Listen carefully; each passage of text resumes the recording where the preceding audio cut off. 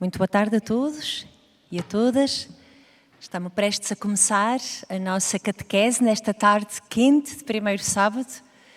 Pedimos então que nos vamos acomodando, temos muito espaço, podemos aproveitar o dom que é termos esta basílica com este conforto, com estas condições para podermos rezar, celebrar, meditar, refletir em silêncio e também com possibilidade de nos sentarmos e de estar fresquinho, que na tarde de hoje é uma bênção.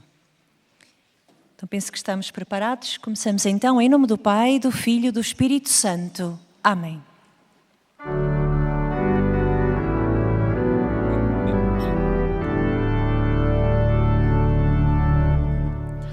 Sacrifício e oração foi a vossa vida inteira, ao convite maternal da Senhora da Azinheira.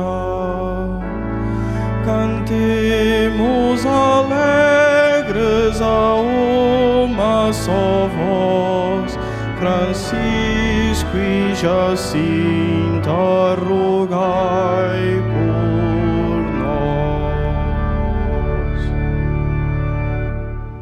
Então convidamos Nossa Senhora a vir, a estar presente no meio de nós para podermos reparar o seu imaculado coração. Ave Maria, cheia de graça, o Senhor é convosco. Bendita sois vós entre as mulheres e bendito é o fruto do vosso ventre, Jesus.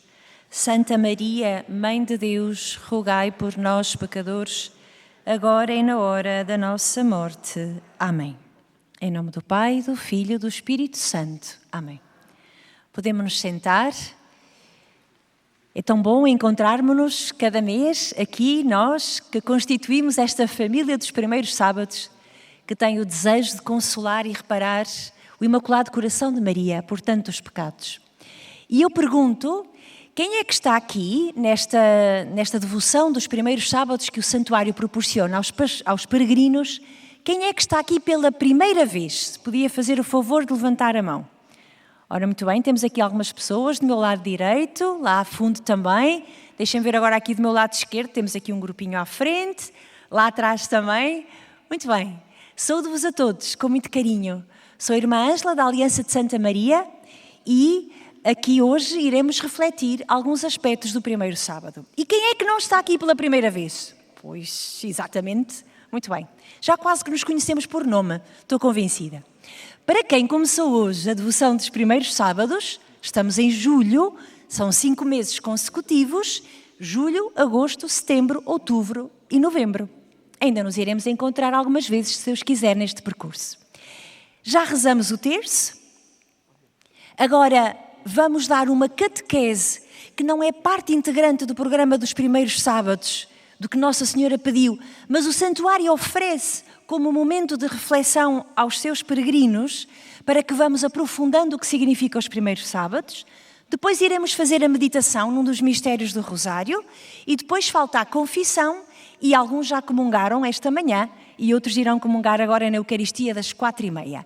Tudo isto em reparação ao coração de Maria é a devoção dos primeiros sábados que, como sabemos, tem uma promessa relacionada. Nossa Senhora prometeu à irmã Lúcia que quem fizesse estas 4 coisas, rezar o terço, 15 minutos de meditação, comunhão e confissão, com a intenção de reparar o seu imaculado coração, Nossa Senhora promete assistir na hora da morte com todas as graças necessárias para a salvação.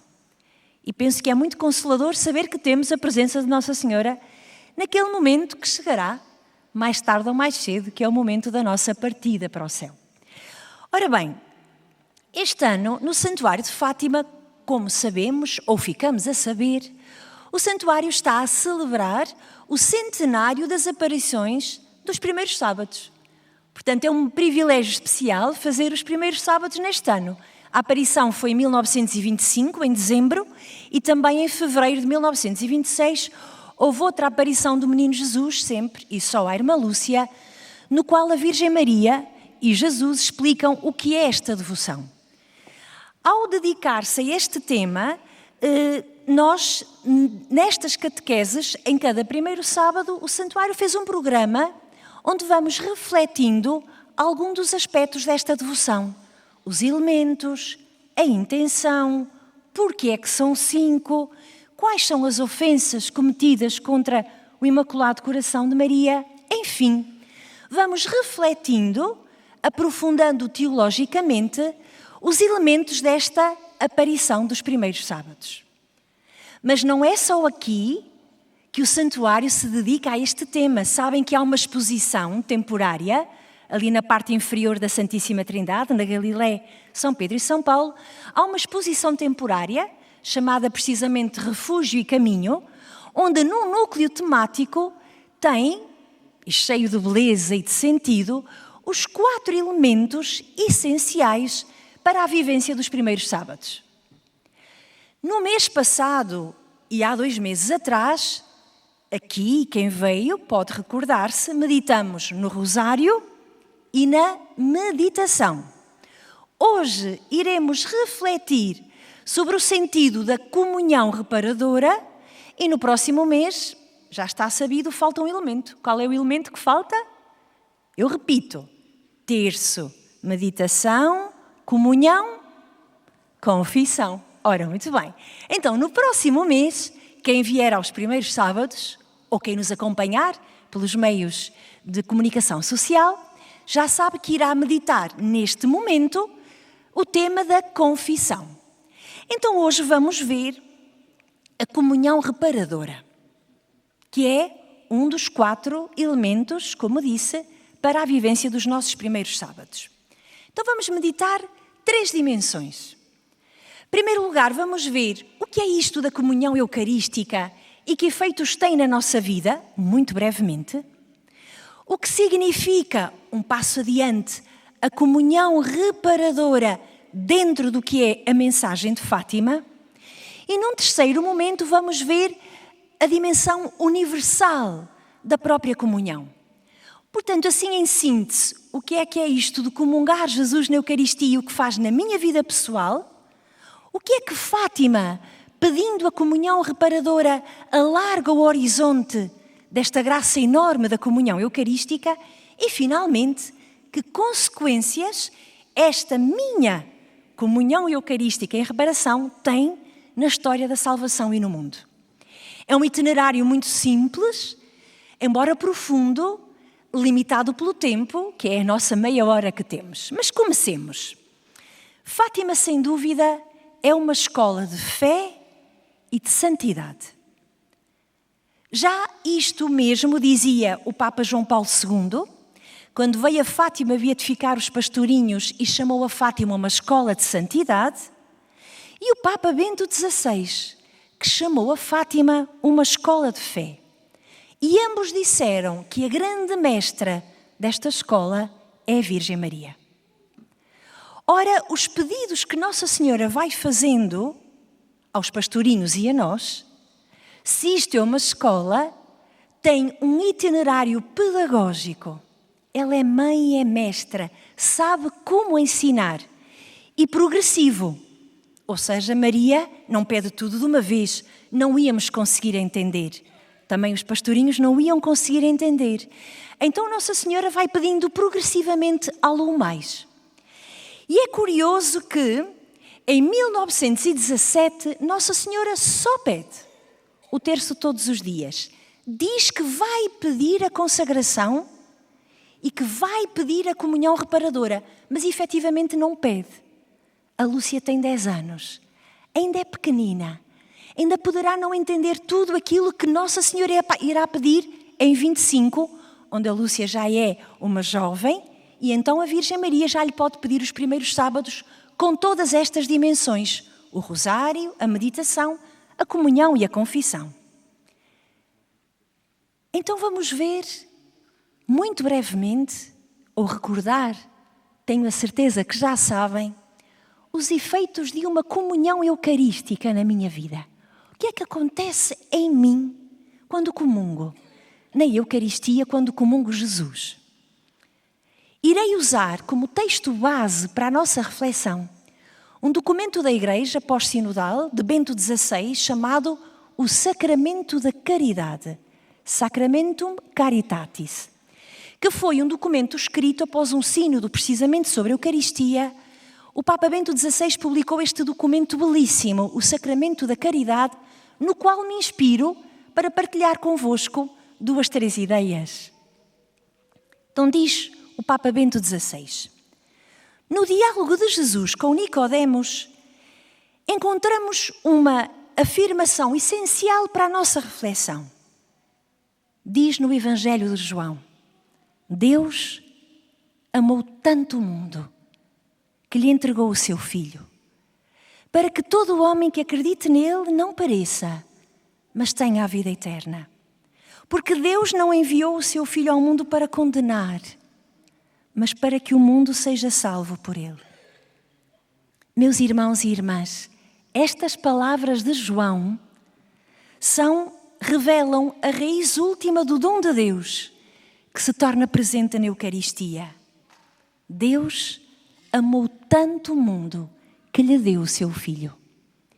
E é o que acontece em cada Eucaristia. Jesus, que tinha prometido: eu estarei convosco todos os dias até ao fim, cumpre essa promessa de forma especial na Eucaristia. Por isso, quando comungamos, diz o Papa, Jesus não nos dá apenas alguma coisa, mas dá-se a si mesmo. Entrega o seu corpo, derrama o seu sangue, dá a totalidade da sua vida. Assim, meus irmãos, se na comunhão, diz-me a fé católica, não é apenas um símbolo, é a realidade do corpo e do sangue de Jesus que eu comungo, então, quando comungo, a sua vida passa para o meu corpo, para o meu sangue, e continua a ser a fonte da minha vida. Cada comunhão eucarística, meus irmãos, aumenta em nós a nossa vida. Dá-nos a vida do próprio Senhor Jesus em nós e sacia a nossa fome de vida, diz-nos o Papa Leão XIV. Coisa tão bonita. O ser humano tem uma fome imensa e às vezes contentamo-nos com migalhas, quando na Eucaristia é a totalidade de Cristo que vem ao nosso corpo e à nossa alma. Mas continua a carta do Papa, esta exortação pós-sinodal. Não é apenas a vida que o Senhor nos dá, une-nos a Ele. Vai ainda mais longe, citando Santo Agostinho, transforma-nos nele. De facto, diz-nos o Sacramentum Caritatis no número 36, tornamo-nos um só com Ele. E como diz Santo Agostinho, e cito, Cristo Jesus quis confiar-nos o seu corpo e o seu sangue, que derramou por nós para a remissão dos pecados. E diz este grande santo, se os recebestes bem, vós mesmos sois aquele que recebestes. Assim, tornamo-nos não apenas cristãos, mas o próprio Cristo. Que mistério insondável! De que cada vez que eu comungo o Senhor Jesus, não é só a sua vida que circula nas minhas veias e no meu coração, não é só a minha união com Ele que aumenta, eu transformo-me em Cristo. Meus irmãos, eu não sei se nós acreditamos até ao fundo nesta verdade, porque se acreditássemos cada comunhão eucarística, creio que viveríamos de forma diferente. Aliás, Santo Agostinho, num outro número desta carta, como que põe estas palavras na boca de Jesus. Jesus a dizer-nos, em cada comunhão, sou o pão dos fortes, cresce e comer-me-ás. Não me transformarás em ti como ao alimento da tua carne, mas tu mudar-te-ás em mim. Esta é, meus irmãos, misteriosamente, mas pela ação do Espírito Santo, verdadeiramente, a grande graça de cada comunhão eucarística que fazemos. A vida do Senhor circula em nós, unimo-nos a Ele, transformamo-nos nele. Mas vamos dar um passo mais fundo nesta reflexão e vamos tentar perceber o que significa quando Nossa Senhora pede a comunhão reparadora. Ora bem, não é só apenas uma comunhão eucarística com estas graças, mas há também a comunhão reparadora, que é um tema que está presente na mensagem de Fátima. E quando eu digo que está presente na mensagem de Fátima, poderemos encontrar esta ideia de reparação, comunhão reparadora, desde 1916, nas aparições do anjo, 17, os diálogos da Virgem Maria na Cova da Iria, 1925, a aparição que estamos a falar, e até em 29, a última aparição de Tui. Iremos ver então, aprofundando agora a comunhão reparadora dentro do mistério da mensagem de Fátima, que esta comunhão é pedida nos primeiros sábados, mas deve ser entendida de forma mais ampla.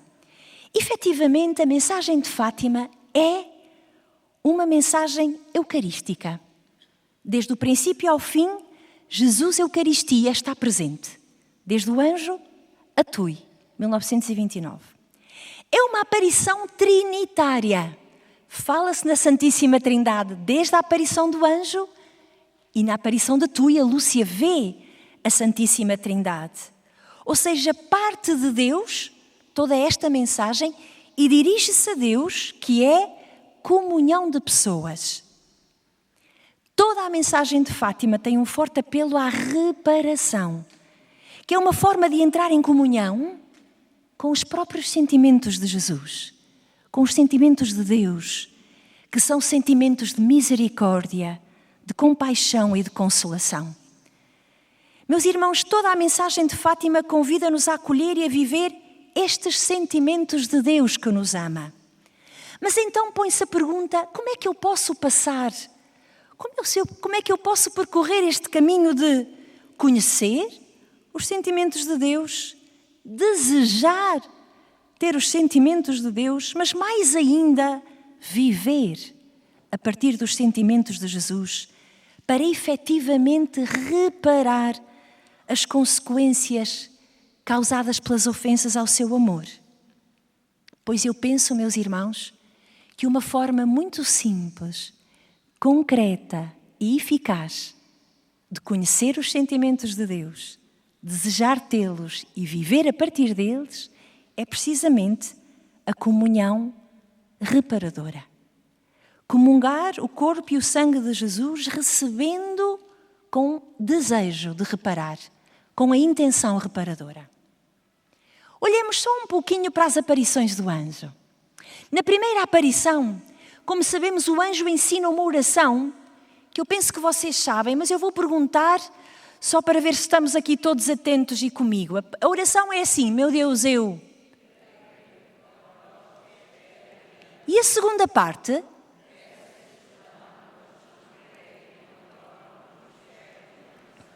Que maravilha!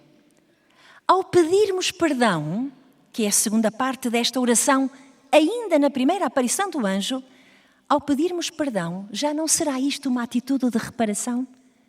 Eu quero pedir perdão por aqueles que não creem. Às vezes sou eu aquela que não crê. Por aqueles que não adoram. Às vezes somos nós. Não é que estamos a pedir pelos outros como se nós fôssemos os bons e os outros os maus. Não, eu também peço perdão por aquilo que em mim não foi fé, não foi esperança, não foi amor e não foi adoração. Porque pedir perdão é já uma forma de reparar. E na segunda aparição, o anjo convida a oferecer sacrifícios, escutem bem, em reparação. E diz, de tudo o que puderdes.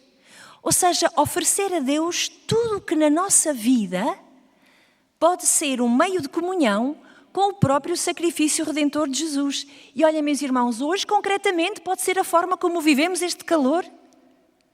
Que forma magnífica para dizer, olha Jesus, o calor que sinto, o cansaço com este sol, e aqui estou, uno a ti, e ofereço em reparação por aquilo que entenderes que é mais necessário nesta hora. Mas na terceira aparição, curiosamente, vem Jesus Eucaristia. E Jesus na Eucaristia, que é dado aos pastorinhos, é adorado e é comungado pelos próprios pastorinhos. Então vemos precisamente que nesta presença eucarística se condensa num só olhar tudo o que são os desígnios de misericórdia, tudo o que é o apelo à adoração, tudo o que são a intenção dos sacrifícios, tudo o que é a própria paz que Deus confia a esta mensagem. Tudo é possível concretizar estes elementos da mensagem numa comunhão eucarística oferecida em reparação. Porque, de facto, quando comungo em reparação, eu assumo e comprometo-me com estes pedidos do céu, porque acolho no meu corpo e na minha alma, através do corpo e do sangue de Jesus, Eucaristia, toda a dinâmica reparadora que o próprio Jesus, na reparação, na sua entrega, está a fazer. Mas vamos entrar agora no terceiro aspecto. É que, de facto, comungar Jesus em reparação não toca somente a minha vida. Toca a vida de todos os homens e de todas as mulheres. Toca a vida de todos aqueles por quem Jesus se entrega. De facto, a relação pessoal de cada um de nós com Jesus na Eucaristia conduz-nos sempre ao conjunto da comunidade eclesial, diz-nos o Papa Bento XVI. Ainda que a minha comunhão seja pessoal, imediatamente após a minha comunhão, eu estou unida à Igreja. E diz ainda algo mais bonito noutra parte deste documento. Comungar é ser envolvido na dinâmica da entrega de Jesus. Ele arrasta-nos para dentro de si. Que expressão tão bela. Quando eu comungo, Jesus arrasta-me para dentro de si. E isto em mim provoca uma mudança radical. Uma mudança destinada, estou a ler, a suscitar um processo de transformação da realidade, cujo termo último é a transfiguração do mundo inteiro, até Deus ser tudo em todos. Ou seja, quando eu comungo, nunca é só um ato privado. É sempre um ato da Igreja, em Igreja eclesial, e como que Jesus me arrasta para si, faz-me participar da sua entrega e, portanto, sempre que eu comungo com Cristo, estou a entregar-me pelo mundo inteiro. Transformo a sociedade e a humanidade com Ele. Por isso é que no número 79 deste documento, no número 89, peço perdão, do documento Sacramentum Caritatis, o Papa fala nas, e vejam bem, implicações sociais do mistério eucarístico. Ou seja, como a Eucaristia e quando comungo toca a Igreja e a sociedade. Vejam o que o Papa diz. A união com Cristo, que se realiza no sacramento, habilita-nos também a uma novidade nas relações sociais. A mística do sacramento da Eucaristia tem um caráter social. Porque a união com Cristo é ao mesmo tempo a união com todos os outros pelos quais Ele se entrega. Eu não posso ter Cristo só para mim. Posso pertencer-lhe somente unido a todos aqueles que se tornaram ou hão de tornar-se seus. Que expressão maravilhosa.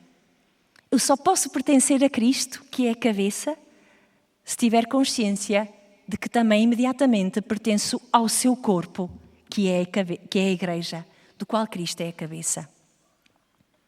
E vemos agora, olhando para Fátima, que na vida dos pastorinhos, vemos também que toda a oração e sacrifícios que ofereciam em reparação os preparava para a comunhão reparadora, ainda que o Francisco e a Jacinta não tivessem nunca feito os primeiros sábados, porque não conheceram a aparição.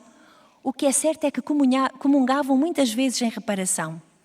E que a própria comunhão que eles faziam em reparação era o alimento para eles se continuarem a oferecer pela salvação de todos, sobretudo pelos pobres pecadores. Mas há um momento, ainda no ciclo das aparições de Nossa Senhora, onde vemos muito claramente esta ligação entre a comunhão reparadora e a eficácia na história da salvação e na paz. E é na aparição de 13 de julho de 1917, precisamente a aparição do segredo e a aparição onde Nossa Senhora vem dizer que virá pedir a comunhão reparadora. O que é que os pastorinhos veem no segredo? Veem o inferno, as consequências da rejeição de Deus, veem o sofrimento do mundo como consequência da Segunda Guerra Mundial, e veem a cidade em ruínas e o sofrimento da Igreja na terceira parte do segredo. Curiosamente, toda esta destruição física e espiritual que a visão do segredo mostra, e que não está longe do que hoje vemos à nossa volta em tantos lugares do nosso mundo, tudo isto pode ser revertido, reparado pela eficácia da comunhão reparadora. Meus irmãos, só Deus pode reparar. Só o sacrifício de Cristo na cruz é reparador. Mas nós somos chamados a colaborar com Deus para reparar, restaurar as consequências e o efeito do pecado no mundo, através da nossa comunhão reparadora. Pelo mistério do corpo eucarístico de Cristo, a Eucaristia, e do corpo místico de Cristo, a Igreja, não só o ser humano é reparado, mas as relações humanas também são restabelecidas. E toda a criação beneficia desta nossa entrega. Por isso, a comunhão reparadora, que é um convite da mensagem de Fátima, e mais ainda um pedido concreto na devoção dos primeiros sábados, dá-nos a possibilidade de acolher em nós Deus que é amor e, a partir desse amor, colaborar para que o nosso mundo, o universo inteiro, possa também alcançar esta plenitude da graça e da paz que Deus tanto quer. Antes de terminar, respondo apenas a duas perguntas que me fazem muitas vezes. Não sei se tendes essa dúvida, mas eu vou enfrentá-la. Muitos peregrinos me perguntam assim: irmã, eu para comungar para o primeiro sábado posso fazê-lo na missa vespertina? Ou seja, a missa de sábado, depois do almoço, já é a missa dominical, a missa vespertina. Muita gente me pergunta: irmã, eu posso comungar na missa de domingo, no sábado à tarde, também pelo primeiro sábado? A resposta é clara: sim, podem. Qualquer missa no sábado, seja ela no sábado de manhã, que é própria do dia de sábado, seja ela no sábado à tarde, que já é a missa vespertina de domingo, podem comungar. Aliás, vou-vos ler algo que o Diretório sobre a Piedade Popular e a Liturgia, que é um documento da Santa Sé, diz a propósito dos primeiros sábados. Porque neste documento, da Congregação para o Culto Divino e a Disciplina dos Sacramentos, há um parágrafozinho dedicado aos primeiros sábados e concretamente a esta comunhão, este tema da comunhão. Diz assim este documento da Igreja: colocada corretamente a comunhão no contexto celebrativo da Eucaristia, a prática piedosa, portanto da comunhão em reparação, deve ser realizada como ocasião propícia para viver intensamente, com atitude inspirada na Virgem, o mistério pascal que se celebra na Eucaristia. O que é que isto quer dizer? É sempre para a Eucaristia que os primeiros sábados apontam. Ainda que só nos seja pedida a comunhão reparadora, esta deverá ser recebida num contexto eucarístico. Não importa se é do sábado de manhã ou de sábado à tarde, missa vespertina. Embora se possa comungar fora da missa, o lugar próprio da comunhão é sempre o da celebração eucarística. Por isto, a forma como interpretamos este documento da Igreja, o Diretório sobre a Piedade Popular e a Liturgia, o convite à comunhão significa participar na Eucaristia sempre que é possível. Portanto, é uma pergunta que me fazem, penso que estamos esclarecidos. Outra pergunta que me fazem, que é mais sensível e também tem muito sentido, é isto: irmã, e as pessoas que não podem comungar? Ou porque não estão em graça, ou porque não estão em circunstâncias que lhes permitam a comunhão, como é que vivem o primeiro sábado? A nossa sugestão: a comunhão espiritual. Ou seja, quem está em condições de receber Jesus na Eucaristia deve fazê-lo sacramentalmente, como já expliquei, estando em graça e preparados devidamente. Quem não puder fazer, então a Igreja convida à comunhão espiritual, que efetivamente no número 55 do tal documento que vos falo, a Sacramentum Caritatis, isto diz o Santo Padre Bento XVI. Quando não for possível abeirar-se da comunhão sacramental, Devemos sempre participar na missa, porque esta permanece válida, significativa e frutuosa. Neste caso, diz o Papa, é bom cultivar o desejo da plena união com Cristo, por exemplo, através da comunhão espiritual, tão recomendada por João Paulo II e por tantos mestres de vida espiritual. Portanto, para aqueles que não podem, seja por que circunstâncias for, sugerimos a comunhão espiritual e confiamos tudo à misericórdia de Deus, que conhece o fundo do nosso coração e o desejo mais sincero dele. Enfim, mesmo a terminar, neste tema denso da comunhão reparadora, confiemos a Nossa Senhora, este nosso amor reparador. Sabemos que a Eucaristia está na origem de toda a forma de santidade. Por isso, através da comunhão reparadora na mensagem de Fátima, é lançado um poderosíssimo convite e um poderosíssimo meio para a santificação. Que o Imaculado Coração de Maria seja a nossa companheira mais próxima neste caminho.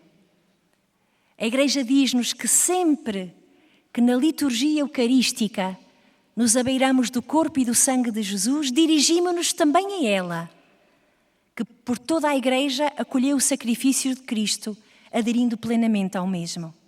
Maria de Nazaré, diz-nos o Papa, ícone da Igreja nascente, é um modelo para cada um de nós saber como é chamado a acolher a doação que Jesus fez de si mesmo na Eucaristia.